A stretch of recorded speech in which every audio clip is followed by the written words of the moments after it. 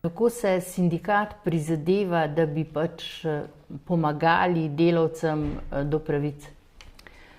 Ja, tako je. V bistvu minimalne standarde delavskih pravic določa Zakon o delovnih razmerjih. Nadgradnja teh minimalnih standardov so kolektivne pogodbe. V bistvu se pa tiste pravice, ki so največ vredne za zaposlene, dogovarjamo po podjetjih, direktno, konkretno s podjetniškimi kolektivnimi pogodbami. In trenutno največ aktivnosti in naše energije vlagamo v to, da poskušamo dogovarjati višje plače za zaposlene.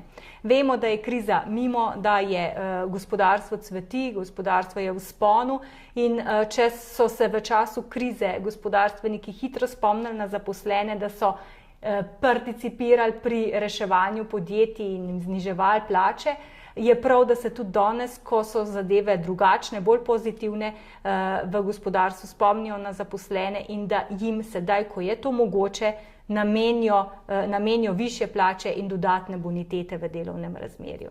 No, gospodarska rast se je v Sloveniji znatno zvišala v zadnjih letih, vendar pa plače se niso toliko zvišale, kot bi se morale, da bi lahko nek delavec lahko solidno živel. Se strinjate z menoj? Ja, se strinjam. Plače se generalno, se pravi z nekim avtomatizmom, enostavno ne višajo več. Ni nobenih uskladitev oziroma so uskladitve z rastjo cen življenjskih stroškov odvisne od posameznega podjetja in zelo redke.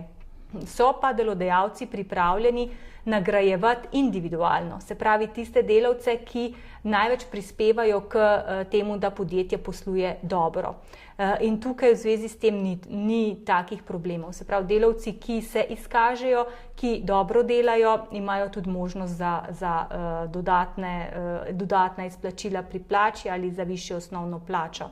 Generalno je pa, se pravi, za povišanje vseh osnovnih plač, vseh zaposlenih, tukaj pa sindikati res veliko energije vlagamo, pa rezultati bi lahko bili tudi boljši, kot so, ampak enostavno delodajalci, kot sem že rekla, želijo ločevati med tistimi, ki opravljajo delo samo pač v skladu s svojimi zmožnostmi na tistem nivoju, kar se od njih zahteva, in pa med tistimi, ki dajo celega sebe in dodatno doprinesejo k uspehom podjetja.